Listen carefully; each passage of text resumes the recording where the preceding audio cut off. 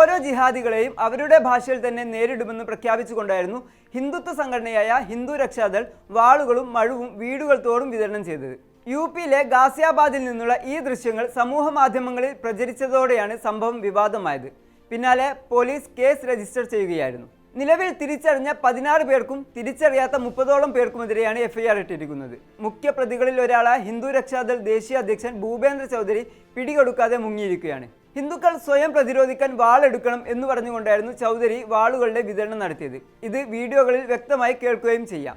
Shalimar garden കോളനിയിൽ ഹിന്ദു രക്ഷാദൾ അംഗങ്ങൾ ആയുധങ്ങളുമായി rally നടത്തുന്നതിനിടെ വർഗീയ മുദ്രാവാക്യം മുഴക്കിയെന്നാണ് എഫ്ഐആറിൽ. കലാപശ്രമം, മാരകായുധം ഉപയോഗിച്ചുള്ള കലാപമുണ്ടാക്കൽ, അന്യായമായി തടങ്കലിൽ വെക്കൽ എന്നിങ്ങനെയുള്ള വകുപ്പുകളാണ് പ്രതികൾക്കെതിരെ ചുമത്തിയിരിക്കുന്നത്. തെളിവുകളുടെ അടിസ്ഥാനത്തിൽ കൂടുതൽ കുറ്റങ്ങൾ ചേർക്കാമെന്നും ബാക്കിയുള്ള പ്രതികളെ കണ്ടെത്താനുള്ള ശ്രമങ്ങൾ നടന്നുവരികയാണെന്നും deputy police commissioner Nimish Patil അറിയിച്ചു. അതിനിടെ ഹിന്ദു രക്ഷാദൾ പ്രസിഡന്റ് ഭൂപേന്ദ്ര ചൗധരിയുടെ ഒരു വീഡിയോ സന്ദേശവും പുറത്തു വന്നിരുന്നു. ഹിന്ദു കുടുംബങ്ങളെ ആക്രമിക്കുകയും ഹിന്ദു പെൺകുട്ടികളെയും സ്ത്രീകളെയും ഉപദ്രവിക്കുകയും ചെയ്യുന്ന മുസ്ലിങ്ങളെ നേരിടാൻ 250 ആയുധങ്ങൾ ആളുകൾക്ക് വിതരണം ചെയ്തിട്ടുണ്ടെന്നായിരുന്നു ചൗധരിയുടെ പ്രഖ്യാപനം.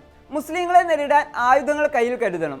ഹിന്ദു സമൂഹത്തെ നയിക്കാൻ ഹിന്ദു രക്ഷാദൾ ഉണ്ടെന്നും വീഡിയോയിൽ അയാൾ പറയുന്നുണ്ട്.